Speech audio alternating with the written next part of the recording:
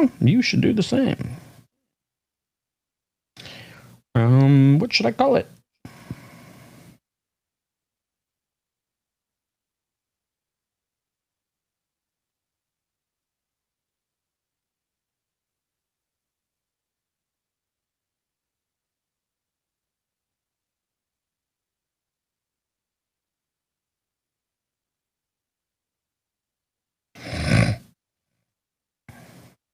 And then it says my watch party is about to begin, and it looks like it has begun.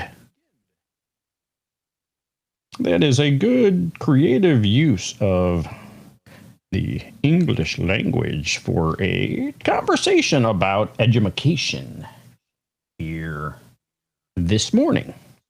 So it looks like everything is up and running everywhere.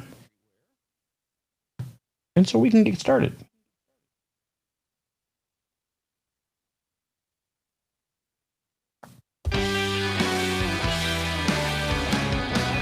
You are listening to The American Soundbite, a podcast that features common sense thoughts of an everyday American.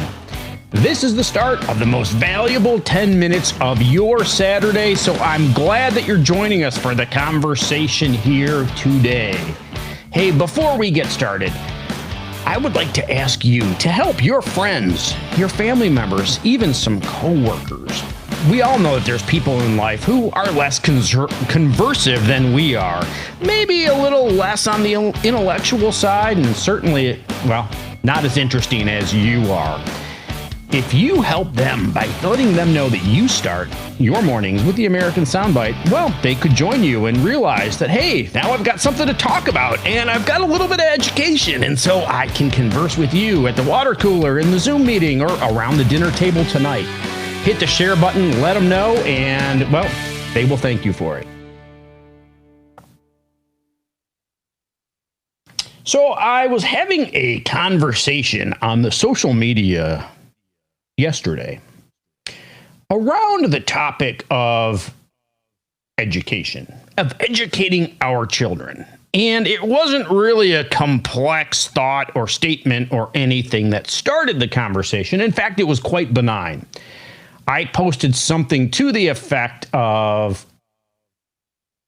the fact that the most important education is to teach your children to think for themselves, to, well, be able to learn rather than simply get by day to day, which is really what happens in most forms of schooling today. Kids realize that if they kind of blend into the walls, if they sit back, don't cause trouble, don't ask a lot of questions, that they can get away with doing, well, very little work, accomplishing very little in their education, but still get by. And, well, if you look at society today, boy, there sure are a lot of people that try to blend into the back of their office or their work environment, whatever that may be, doing very little, accomplishing very little, but just struggling to just get by.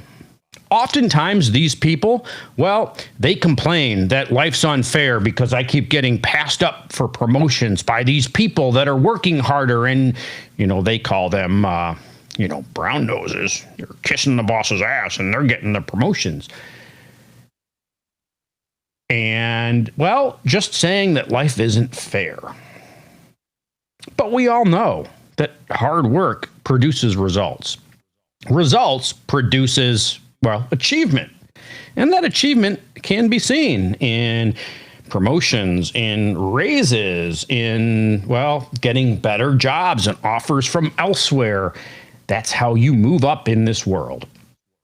And too many people learn in school that that's not what's important. What's important is just to get by. Hey, do as little work as possible just so you can squeak by. And, well, frankly, that's being taught in our schools. However, my statement this morning was really, or yesterday, was really about the fact that while everybody's bitching and complaining about, well, should schools open or shouldn't schools open, and COVID and sickness and illness and broken legs. Well, they're not talking about broken legs or sickness or illness, but they are very concerned about the Rona. And in that conversation, it's all centered around, well, what are you going to do about my child's education? Well, I've got a little experience in that. I raised, 4 kids and sent them through school, and 3 of them followed the traditional trajectory and went through school and graduated and went to college and everything else. My youngest, when he was about 11 years old, came to me and said, you know what? I want to follow a different path. I want to be a champion sailor, is what he said to me. And I said, well, that's great. Congratulations. Pat him on the back and started to walk away. He said, no, Dad, you don't understand.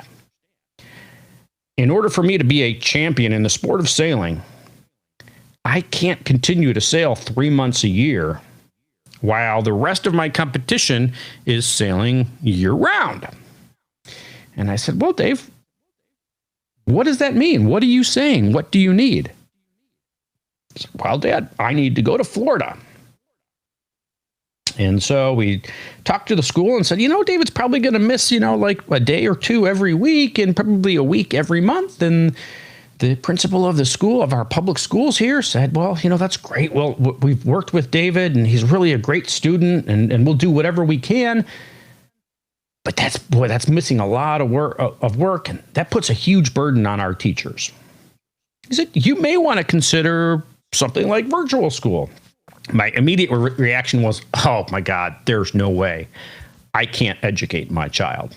I'm not smart enough. I don't understand the material. Heck, I can barely multiply. How can I teach my son how to be smarter than I am? Well, then I talked to some friends. I talked to some people out in the community. I talked to other sailing parents and found out that, these online schools, you don't have to be the educator. In fact, in most of them, you're not even allowed to be the educator.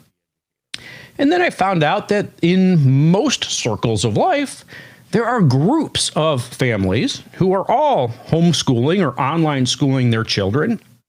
And they form these little pods, these groups of kids who have similar interests, who have similar attitudes, families who have, similar visions. And they get together and they work as a group to educate all of their children. The kids get together, they do their schoolwork. They also get together and they go play, or they go do sports, or they go do other activities, go to museums and cultural experiences and volunteer at different places.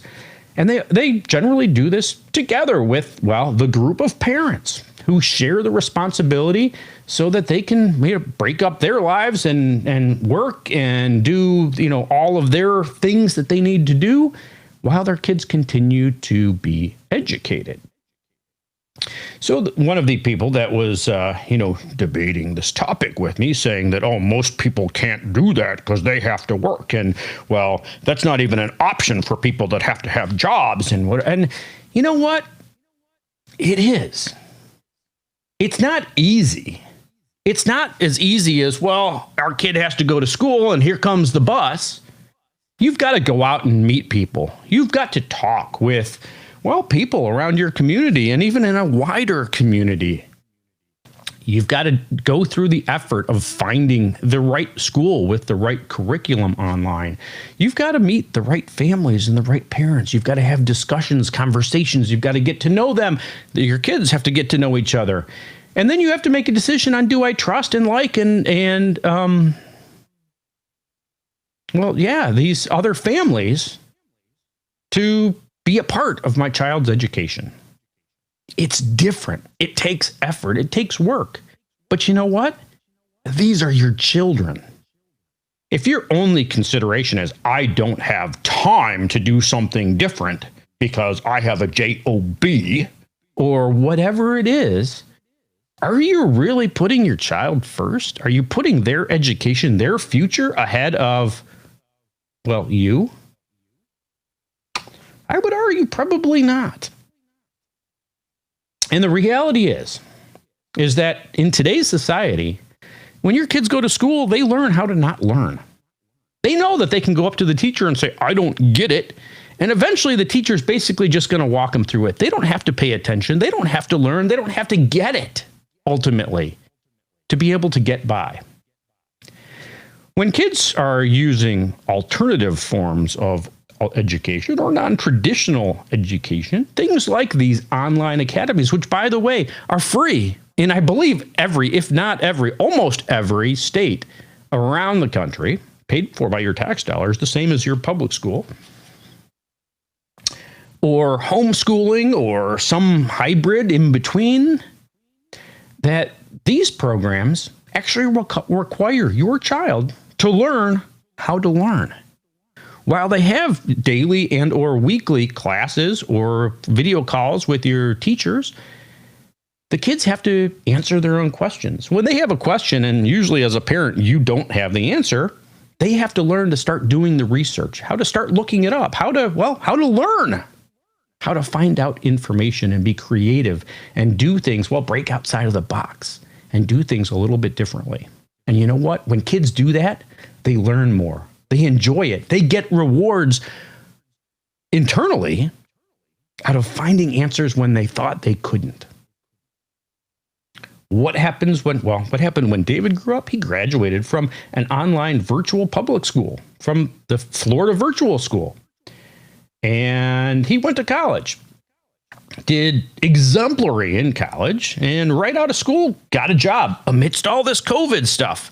Kept his job and is doing quite well. Everybody that talks to him, everybody that works with him, everybody that interacts with him says, wow, he's really amazing. He's so driven. He's so hardworking. He's so focused. That didn't really come from me. It probably somewhat came from his sailing career, but it absolutely came from the style of non-traditional education that he had. Yeah, it was work. Yes, we had to meet with other families, and we had to find groups that had similar interests and played similar sports and did things that, we liked, appreciated, and approved of. But once we did, he grew up with a group of kids that all did the same thing. They went to school together. They rode bikes together. They went to museums together. They volunteered at all kinds of independent charities around David grew up in Florida, around the Florida area, in Fort Lauderdale and Miami. And they learned how to learn. They learned how to have fun. They learned that spending 2 hours in class and getting it done by being focused and dedicated to paying attention was a lot better than spending 7 hours sitting in front of your computer saying, I'm bored or whatever, and playing games and doing stuff, but after 7 hours, still having work to do. Instead, they did it for 2 hours, and then they went out and they played, or they went out and they went sailing, or they went out and they rode their bikes, or they went to a park, or like I said, they went to the local soup kitchen and helped out, or they went and delivered meals to homeless people. They did all kinds of things, and they experienced things that, most kids don't get to experience. But most importantly, they learned a life lesson. And that life lesson is, if you work hard, if you stay focused and you're dedicated, you get things done quicker. That either gives you more free time, or it gives you more time to do more. And in the business world, any type of business, the harder that you work, the more that you do, the more that you accomplish, the more you get recognized. And how do you get recognized in business? With raises, with promotions, with better jobs, with better benefits. And, that's really the main difference in society today. You've got people who have learned that you got to sit back and do as little as possible just to get by, and spend your life complaining that it's not fair that other people have more. And you've got people that learn to work hard, to stay focused, to be dedicated, and to deliver results. And those are the targets of everybody else saying, look how unfair life is. This conversation did not go anywhere close to what I had planned, but it is still the same basic message. As parents, we have options for our children's education. We don't have to complain about what our city is or isn't doing related to COVID. We don't have to wait for a school system to say, this is what we're going to do, or even let a school system mandate this is what your child is going to learn. There are options out there. They may be outside the box. They may take a little bit of work on your part and effort to put it together to make it work. But you can make it work regardless of what your work schedule is or your life situation is. You can make it work. There are options for education. And as a parent, your responsibility is really to find the best way to educate your unique child. Putting them in a box where if they literally box your children in and teach everybody the same way isn't always the best way for every child to learn. But outside of that box, there's some effort on your part to make it work. If you put that effort in, your child's going to learn more. They're going to do more. They're going to be more, and they're certainly going to be happier with their life and the results that they get. Homeschooling or online school or other non-traditional options for education aren't for everybody. But neither is the public or even the private box that's up the hill.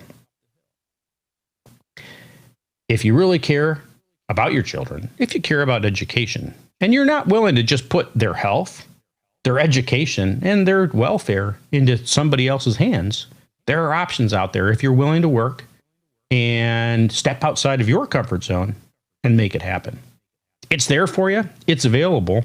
And well, at least in my one case, it was a much better experience all around than, well, when we went the traditional route with our other kids. So it's something worth looking at. It's something worth talking about. It's something worth delving into and considering, what is the best option for my child?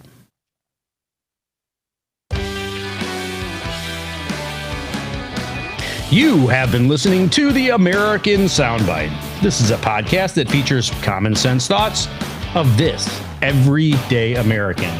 The last, holy cow, 16 minutes have been the most valuable 10 minutes of your day. I really appreciate that you have stuck around through the entire conversation. Hey, if you liked the material, if you like the format of the program, if you like what we do on the American Soundbite, click that like button down below. It lets me know that you enjoyed it and encourage me to keep doing it more.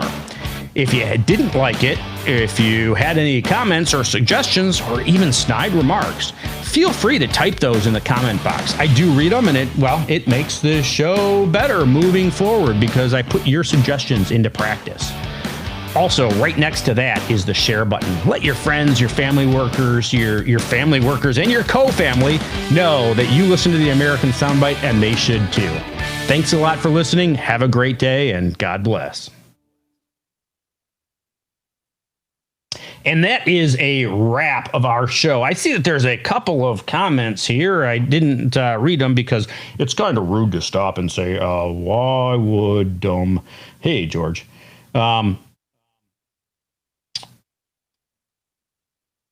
But yeah, obviously it's something that I'm somewhat passionate about. Looking back, I think that the online school, at least for my one child, probably the experience we had there probably would have benefited the others as well. But you can't go back and change history. You can learn from it. And the fact that there are so many options out there for parents today, it certainly is worth taking a look at, because there are ways to educate your children and live a life that literally were not possible even, 10 or 15 years ago, certainly when we were kids. I'm not saying that I was a kid 10 or 15 years ago, but if you figured that might be true, then God bless you. Anyhow, education is important, but traditional education and or public schools is not. I planned on actually talking about the difference between public and private and school choice, if you read the title of the program, but I didn't get to that because, well, I got off on this tangent and was never able to really diverge back to what the main topic was. So I don't know if that was good or bad, but that's the way it was. Thanks a lot for joining me here on the social media for our live video broadcast of our audio broadcast of the American Soundbite. In case you can't always sit in front of your computer and watch the American Soundbite, make sure to go to wherever it is that you download podcasts. iHeartMedia, iTunes, Google Podcasts. Look up the American Soundbite, subscribe to our channel, and, well, listen to every episode while you're driving down the road or working out in the gym or just going for a walk around the block. It's a good way to, well, start or end your day by listening to some